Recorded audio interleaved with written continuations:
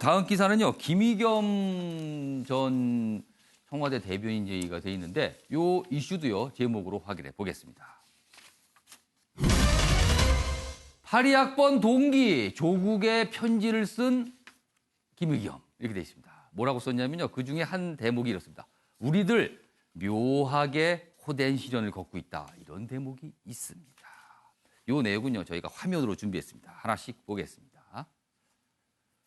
여기 보시면 김의겸 전 청와대 대변인이 어제 본인의 SNS상에 이런 사진과 함께 조국 교수에게라는 제목의 편지글을 올렸어요. 그 전날 조국 교수와 아마 전화통화 떼지는 어떤 접촉을 통해서 뭔가 얘기를 한 것 같아요. 그런데 미처 하지 못한 말이 있다, 미진했다 그러면서 장문의 편지를 쓴 거예요. 그 대목 중에서 이런 내용이 있습니다. 같은 82학번이었기에 그렇습니다. 조국 교수는 서울대 법대 82학번, 그다음에 김의겸 전 대변인은 고대 법학과 82학번, 같은 82학번입니다. 우리 둘은 각자의 위치에서 최선을 다했습니다. 그런데 묘하게 우리 둘은 호된 시련을 겪었고 지금도 진행 중입니다. 뭔가 동병상련 이런 분위기가 좀 나옵니다. 다음입니다. 제가 도전을 결심하는 데는 조국 교수가 절대적인 영향을 미쳤다. 여기서 말하는 도전은 아마 총선 출마를 말하는 것 같아요. 고난의 가시밭길을 가면서도 의연하게 버텨내는 모습을 보면서 지금 어렵고 힘든 시간 보내고 있다. 그러니까 본인의 처지, 조국 교수의 처지를 고난의 가시밭길이라고 지금 얘기했어요. 이걸 극복해야 된다. 이런 취지가 있습니다. 다음입니다. 다음 보여주세요. 자, 이게 보면은요, 일할 기회가 있었다면 최우선은 군산 경제를 살리기. 하지만 그에 못지않은 건 언론개혁이다. 본인이 총선 출마하는 어떤 포부를 또 밝힌 거예요. 근데 사실 당내 상황이 그렇게 녹록지는 않거든요. 계속 보류가 되고 있어요, 뭔가가. 그런데 군산, 지금 출마를 본인이 희망하고 있는 곳인데 군산 경제를 살리는 게 내 목적이다. 그리고 언론개혁도 출마의 목적이다. 이렇게 밝히고 있습니다. 다음 화면도 있습니다. 언론 권력 관계 재정립하고 책임과 권한을 분명히 하는 입법 작업을 하고 싶다. 이런 입법 포부도 밝혔습니다. 어제 편집글 내용이 굉장히 많았거든요. 자, 마지막 화면 준비되어 있는데요. 보시죠. 다음입니다. 그런데 지금 더불어민주당 내에서는요. 공직선거 후보자 검증위원회가 있는데 이 검증위원회가요. 판정을 보류하고 있습니다. 통상적인 절차라면 여기서 판정해서 적합히 받고 그리고 공천위로 가서 이제 공천 과정을 겪게 되는 건데 판정이 안 나오는 거예요. 지금 16일, 22일, 28일 세 차례에 걸쳐 판정 보류가 있습니다. 그래서 일각에서는 이적구 자꾸 보류하는 거 보니까 스스로 결심하라 이런 거 아니냐. 그렇지만 이런 가운데 본인은 출마 의지를 좀 강력하게 밝히고 있어서 상황이 묘하게 돌아가고 있기도 합니다. 아주 지금 상황 저희가 소개해드렸습니다. 자, 김관람 교수님. 네. 어떻게 보면 이 편집글 보면요. 본인 그리고 조국 교수 굉장히 억울하다. 이런 걸 밝힌 것 같아요, 지금. 저는 지금 김의겸 전 대변인이 좀 진정성을 받으려면 군산 경제 살리기, 언론 개혁 이거를 화두로 삼아야지 맨 먼저 조국 교수하고 일정 부분 동병상련을 느끼게 하는 이런 장면을 먼저 얘기했다는 게 저는 조금 진정성을 의심받게 하는.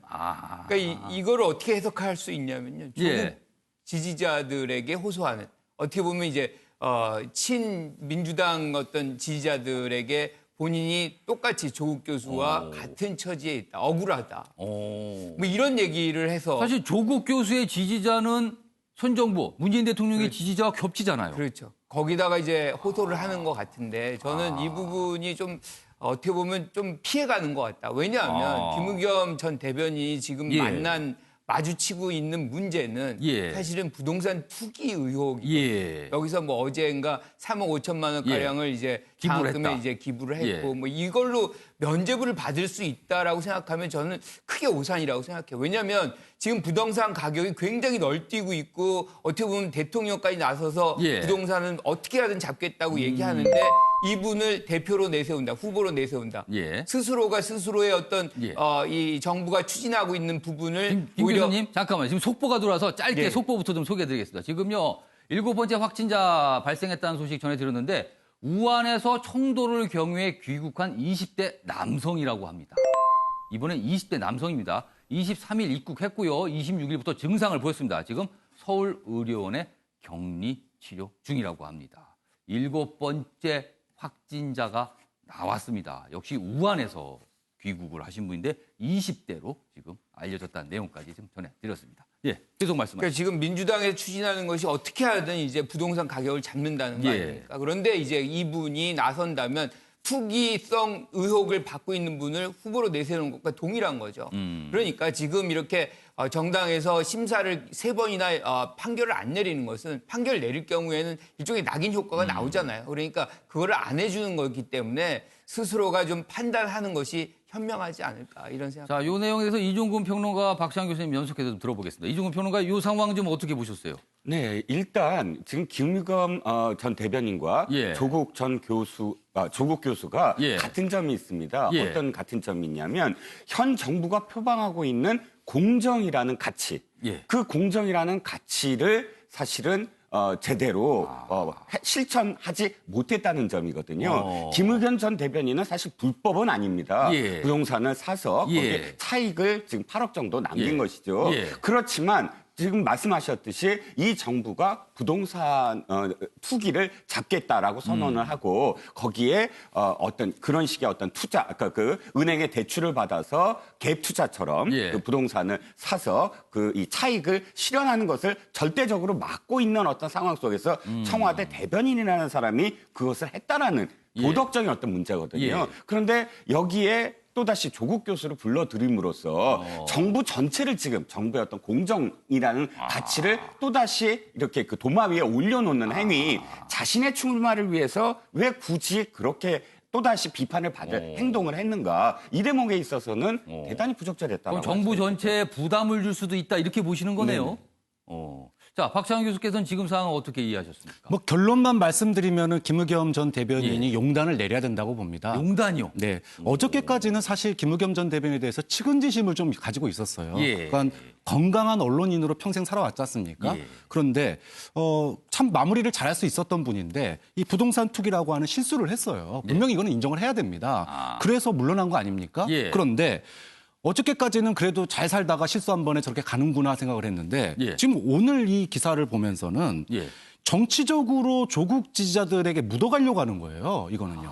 거기다가 본인이 민생 경제를 살리겠다 그러는데 민생 경제의 출발은 부동산 안정에서부터 출발을 하는 겁니다. 예. 그런데 현 정부의 최대 정말 노력을 들여서 예. 작년 8월, 지난 12월 각종 부동산 억제 대책을 내놓고 있는데 예. 본인은 상가에 투자해서 8억의 차익을 남겼단 말이에요. 예. 그게 얼마나 이 이율 배반적인 행동입니까? 근데 민생 살리겠다고 출마를 한다? 예. 거기다가 조국 지지층에게 호소해가지고 마치 자기가 정치적인 어떤 예. 조국 전 장관 같은 경우에는 지지층에서는 정치적인 탄압이라고 생각을 하거든요. 예. 그런데 본인은 정치적인 탄압하고 아무 상관이 없는 부동산 투기의 문제인데 이거를 마치 현재 검찰 권력이나 뭐 언론에 마치 당한 것처럼 이렇게 얘기는 그렇게 얘기를 하지만 사실 예. 거기에 묻어가는 거거든요. 예. 굉장히 저는 좀 측은지심을 넘어서서 이제는 좀 추하다. 그런 점에서 민주당이 대놓고 말은 못하지만 예. 지금 용태를 종용을 하고 있는 거고 총선 승리를 위해서는 김의겸 전 대변인이 예.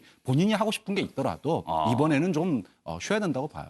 그러니까 여기 이 편집글 보면 본인과 조국 교수의 어떤 공통점을 많이 얘기했어요. 파리학번, 학번이 같다. 그리고 묘하게 둘 다 어려움을 겪고 있다. 그리고 같이 청와대 근무한 인연도 있다. 뭐 여러 가지 공통점을 하면서 둘 다 가시밭길 걷고 있다. 이런 취지의 글이거든요, 사실은요. 자, 최진영 변호사. 이런 상황에서 민주당 고민하는 것 같아요. 3번이나 보류했다는 건 분명히 고민이 있는 겁니다. 최종적으로 어떤 결정을 할 것 같습니까? 읍참 의겸 될 가능성이 높지 않을까 싶습니다. 예. 현실적으로 지금 그 지역 여러 가지 그 여론조사를 보면은 예. 실제로 당선될 가능성은 적지 않다라고 보는 것이 중론인 것 같습니다. 반면에 그렇게 했을 경우 그 지역이 아니고 수도권을 비롯한 전역에 미치는 악영향 이 부분에 있어서 지금 민주당은 고심에 고심을 거듭하는 것 같은데 결국 그 말씀하신 것처럼 예비 후보 적격 여부를 계속 판정을 보류하는 것은 예. 계속 신호를 보내는데 그럼에도 불구하고 본인은 뚜벅뚜벅 간다라고 하는데 그런데 그럼에도 불구하고 김용현 전 대변인의 어떤 그 선거 캠프를 봤더니만 예. 밖에 아직까지 사진을 건 것도 아니고 여러 가지 어떤 준비가 좀 그 완전히 덜 된 그런 상황이라서 예. 본인도 지금 굉장히 고심을 하는 것 같습니다. 그래서 어떤 결과가 있을 것 같은데 사실 지금 문희상 그 국회의장의 아들 같은 예. 경우에는 자기가 스스로 물러났지 그렇죠. 않습니까? 아마 그런 어떤 결단이 없다고 한다고 하면은 언젠가는 뭐 길지 않은 상황 속에서 결단은 민주당 내에서 있어야 될 가능성이 높지 않을까 봅니다. 그러니까 어제 이제 편집글 어떤 공통점에 대한 얘기도 있고 본인의 어떤 상황에 대한 뭐 고민, 괴로움 뭐 이런 것도 많이 묻어놨어. 굉장히 내용이 많았습니다. 그리고 또 군산 얘기도 좀 들어가 있었습니다. 자, 이 주제 이 정도로 마무리하고요. 다음 기사로 넘어가 보겠습니다. 사회 분야 기사입니다. 이 얘기도 어제 굉장히 관심들을 끈 내용입니다. 남자로 고교 졸업한 22살 트랜스젠더 숙명여대 합격했다. 우리 사회가 변하고 있다. 이거 확실히 보여주는 것 같아요, 지금. 작년 수능 전에 수술을 받고 성별을 정정했습니다. 남자에서 여자로 바뀐 겁니다. 학내 커뮤니티 복잡한 심경. 그러니까 학생들의 반응인 거예요, 지금 여기 숙명여대 학생들. 뭐 시끌시끌하다. 일부는 뭐 이런 얘기도 써 있네요.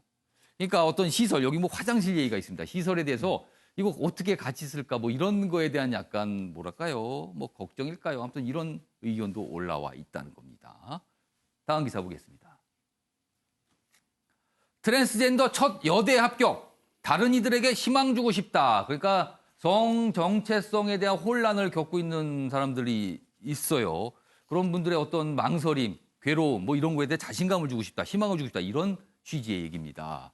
수능 앞두고 성별 정정 허가받은 22살 숙명여대 법대 지원해서 최종 합격을 했습니다. 아직 등록은 뭐 등록 기간이 아니니까 남아 있는데 국내 첫 성전환 변호사 박한희 이 박한희 씨의 영향을 받았다. 그러니까 이런 전례가 있었다는 거죠. 이런 분. 그래서 변호사로 활동하고 있는데요. 그래서 이런 분을 보고 자신감을 얻어서 본인이 결정했다. 이런 겁니다. 대학 측 뭐 내용에 대해서 기사에 좀 소개가 되어 있는 것들이 있는데 거기 보면 대학 측은 뭐 법적으로 성별 정정이 됐기 때문에 그 절차에 그냥 따른 것뿐이다. 그래갖고 이 숙명여대는 굉장히 담담한 설명을 해놨다는 그런 소식이 있어요. 그러나 굉장히 좀 주목받는 기사는 분명히 보입니다. 김근학 교수님. 예. 시대가 바뀌고 있다. 세상이 변하고 있다. 확실히 보여주는 것 같아요, 지금. 그렇죠. 이게 주민번호 2에서 지금 1로 바뀐 거거든요. 1에서 2로 그렇죠. 바뀐 1에서 거거든요. 2로 간 겁니다. 그러니까 숙명여대는 도리가 없어요. 그냥 2로 나왔기 때문에 받아줄 수밖에 없는 거죠. 법적인 게 그렇게 돼 있고. 그렇죠. 법적으로 인정을 받았으니까요. 그렇죠. 그래서 지금 이런 추세들이 계속 이어지고 지금 이제 이 학생 같은 경우는 롤 모델이 있잖아요. 박한희 예. 변호사라는. 이분 같은 경우는 아예 그 번호를 바꾸진 않았어요. 주민번호를 바꾸진 않았는데 예. 이 그런 어떤 소수자를 위한 어떤 역할들을 지금 하고 있기 때문에 본인도 이런 역할을 하고 싶다. 그래서 이제 공부를 더 열심히 한 것인데 예. 이렇게 해서 이제 숙명여대 받아줬으니까 지금 우리한테는 굉장히 논란이 되지만 예. 그분들한테는 또 이게 어떻게 보면 인생에 걸린 아니, 굉장히 중요한 하나의 과제를 또 이제 하나의 성취하는 그런 부분일 수도 있거든요. 근데 어쨌든 사회는 많이 변하고 있는 것이고 예. 우리가 그 변화를 받아들일 수밖에 없는 상황이 아닌가 뭐 저는 이렇게 생각합니다. 이종호 평론가. 네. 여기 이제 이 학생들, 이거 숙명여대 학생들의 어떤 반응이 좀 있어요. 네네. 복잡한 신경이다. 네네. 학생들 반응도 좀 갈라질 수 있을 것 같아요. 여러 가지 반응이 있을 것 같죠? 네, 그렇죠. 왜냐하면 예. 우리 사회가 아직은 예. 뭐 트랜스젠더라든지 또 예. 사회적 소수자에 대해서 함께 모든 것들을 함께 나누는 그런 성숙한 사회가 아직은 아니다. 근데 그거를 비난할 수는 저는 없다고 봅니다. 모든 부분에서 사실 이것이 이제 사회에 녹아드는 과정이 있어요. 그 과정 속에서 그 과정은 사실 시간이 많이 걸리거든요. 네. 그 과정을 거쳐서야 비로소 사실은 한 단계 한 단계 이제 사회가 진보한다라고 할 수가 있는데 예. 현 단계에서는 어찌됐든 이분은 한 그것을 영역을 넓히고 있다라는 그런 선두자로서의 어떤 행보를 보이는 것이고 그 안에서 걱정하는 분들은 어쨌든 그것을 그르다라고 강요할 수는 없다. 하지만 우리가 좀 더 이런 가치에 대해서 자꾸 공유하려고 하는 그런 마음 자세는 참 중요하다라고 알겠습니다. 봅니다. 자, 최인현 변호사. 네. 이 사안과 관련해서 떠오릅니다. 지금 얼마 전에 이제 변희수 하사 강제 전역이 됐잖아요. 그리고 본인은 그런 건데 이의 제기를 하고 이제 법적 다툼을 하겠다. 그리고 성별 전환 신청도 하겠다. 만약에 성별 전환 신청을 해서 받아들였어요. 그러면은 이 변희수 하사 사안 어떻게 되는 겁니까? 그러면? 그렇습니다. 아까 말씀하신 것처럼 김의겸 조국은 82학번 두 남자가 작년에 한국을 뒤흔들었다라고 한다고 예. 하면은 이번에는 22살 예. 두 여성이었던 트랜스젠더가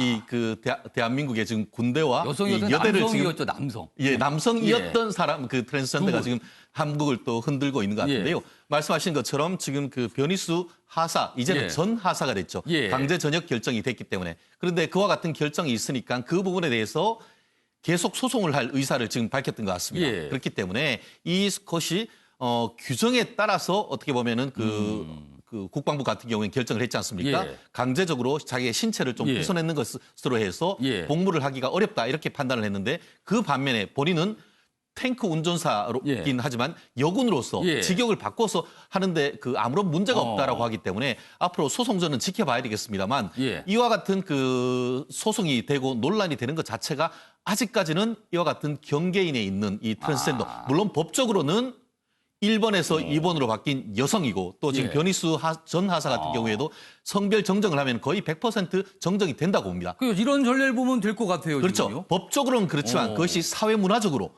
이번 같은 경우에도 그 예. 숙명여대의 이 커뮤니티 같은 예. 경우에는 어떻게 그 기숙사를 같이 쓸 것인지 화장실을 어떻게 쓸 것인지 이런 부분에 있어서의 어떤 사회 문화적인 배경이 없고 선례가 없다 보니까 이 부분에 대해서 올해는 분명히 우리 사회에서 합의를 만들어내는 한 해가 돼야 되는 것이 아닌가 생각합니다. 지금 보면요. 세상이 변화를 하고 있고요. 근데 그 세상은 아직까지 완전히 적응하지 못하고 있고 뭔가 적응기를 겪고 있는 그런 모습이 있습니다. 우리가 좀 알고 있는 서구 국가들은 이런 사례가 이미 많이 겪은 나라도 있거든요. 그런 나라의 사례를 좀 참고하는 것도 어떤 방법일 수 있을 것 같습니다. 자, 이번에는요. 사진을 좀 하나 준비했는데요. 패널분들께서 좀 맞춰주셔야 됩니다. 이 사진이 뭔지요. 매일경제에 실린 사진인데 일단 사진 좀 봐주세요. 혹시 네 분 중에서 이걸 미리 보신 분은 얘기하시지 마시고요. 안 보신 분만 제가 한 두 분 물어보겠습니다. 이 사진, 이 뭘까요? 이 사진이 무슨 황금색인데 무슨 논이 갈라진 것 같은 모습이 있잖아요. 박찬환 교수님께서 이 사진 미리 보셨습니까? 아니 처음 맞아요. 보셨습니까? 처음 봤습니다. 이거 무슨 사진 같습니까? 땅콩 볶아는 땅콩이요. 땅콩을 프라이팬에 볶는 모습. 그러고 보니까 근데 땅콩 지금 너무 이렇게 촘촘히 붙어 있는 거 아닙니까 지금? 김갑 교수님 아니 못 보셨어요? 봤는데요. 뭐 같습니까? 저는 아예 감이 안 서요 지금. 이게 무슨 이런 그림 사진일까요? 나오면 저는 하나도 못 맞추는 것 같아요. 뭔가 황금색인데 뭔가 번쩍번쩍하고 금 같기도 하고요. 보리 과자 뭐 이런 거 아닌가요? 우유 넣어서 먹는. 저는 장작을 패가지고 이렇게 예. 쌓아놨는 그런 단면을 보는 것 같긴 합니다. 연면. 네네. 장작에 쌓아둔 연면. 제가 네, 보니까 네 액체 분 같기도 중에서요. 다 감을 못 잡으셨습니다. 이 사진 그게 아니고요. 그럼 제가 지금부터 정답을 좀 보여드릴게요. 보여주세요. 태양의 모습입니다. 태양의 표면을 찍은 사진입니다. 제목이 인류가 보지 못했던 태양의 숨결. 엄청난 고화질로 태양의 표면을 찍은 건데요. 이 설명을 드리면 이렇습니다. 이 사진은 하와이에 설치된 이노우에 망원경이 지난달 12월 10일에 촬영한 건데요. 엄청난, 그러니까 인간이 만들어낸 망원경으로는 가장 고화질로 태양 표면을 찍은 건데 표면이 많은 분들이 그랬을 거 아니에요. 아니 태양 표면이 뭐 이래, 뭐 불이 날리고 뭐 이러는 거 아니냐 했던데 이 표면은 보면요 마치 세포처럼 보이잖아요. 근데 이 세포가 뭐냐면 바로 플라즈마입니다. 플라즈마는 이원화된 기체, 쉽게 말하면 불덩어리입니다. 불덩어리 기체가 폭발하는 겁니다. 그리고 폭발했다가 꺼지면서 옆에 주변에 검은 모습이 나타나는데 그게 마치 세포와 같은 모습들로 보인다. 그래서 이 순간 포착을 한 사진이거든요. 그 장면을. 그런데 또 한 가지 놀랄 일이 있습니다. 여기 이 세포 같이 보이시는 거 보이시죠? 이런 거 하나 덩어리요. 네. 이 크기가요. 지금 보면 아까 땅콩이라 그랬었죠? 땅콩 아닙니다. 이게 한반도의 7배 크기입니다. 태양입니다. 태양. 그래서 이 사진을 제목이 태양의 숨결을 순간 포착했다는 겁니다. 엄청납니다, 지금요. 자, 이런 사진을 보면요. 우리 인간이 얼마나 미미한가. 이 크기가요, 한반도 7배랍니다, 지금 이 크기가. 우리는 그럼 여기에서 안 보일 거 아닙니까, 여기? 지금 우리가 있는 이 위치는 안 보입니다, 이 크기로 비교하면. 이런 사진이라고 합니다. 많은 분들 혹시 보신 분도 있고 아마 처음 보신 분도 있을 텐데 이런 사진 오늘 신문에 많이 실려 있습니다. 자, 이번에는 마지막 기사가 될 것 같습니다. 보여주시죠. 매일경제입니다. 직권남용 까다롭게 적용한 대법, 조국 재판에도 영향을 줄까? 김기춘, 조윤선 블랙리스트 사건 대법원에 올라갔는데요. 직권남용을 까다롭게 생각해서 이거 문제가 있다. 다시 판결하라고 2심으로 다시 파기환송을 시켰습니다. 그런데 일부 내용에 대해서는 무죄 취지가 아니냐 이렇게 또 해석이 되고 있어요. 여기 보시면 지원 배제 지시한 것은 직권남용이 맞지만 그에 따라서 뭐 직원들이 명단을 손보하고 보고한 거 이거를 직권남용 그 이행으로 볼 수 있나? 이건 문제가 있으니까 다시 판결하라는 거예요. 그렇다면은 지금까지 나왔던 2심까지 올랐던 이 판결의 형량이 줄어들 수도 있는 상황이거든요. 그래서 지금 직권남용 조국 전 장관도 이거와 관련된 혐의잖아요. 그래서 이게 향후에 여러 가지 영향을 줄 수 있다 이런 얘기입니다. 최인영 변호사, 네. 이거 해석 좀 해주세요. 이거 어떻게 되는 겁니까? 그러면? 그렇습니다. 직권남용 권리행사 방해죄에 대해서 형법 규정을 다시 한번 돌아볼 필요가 있습니다. 예. 뭐냐면은 공무원이 그 직권을 남용하여서 예. 이 의무 없는 일을 하거나 권리를 방해했을 때 되는 겁니다. 근데 이번 같은 경우에는 사실 대부분은 유죄를 인정했고 그 중에서 어떻게 보면 문체부 블랙리스트와 관련해 가지고 어떤 그 하급 기관의 지시를 네. 시간이 많이 없어서. 네, 하급 기관에 예. 지시를 했는데 예. 그 부분에 있어 가지고 의무 없는 일을 했는지를 좀 더 알겠습니다. 추가적으로 심리하는 그런 내용입니다. 아무튼 직권남용에 대한 어떤 해석에 관한 문제이기 때문에 굉장히 좀 민감하게 반응하고 있습니다. 아침에 매일기야 오늘은 여기서 마치겠습니다. 시청해주신 여러분 고맙습니다.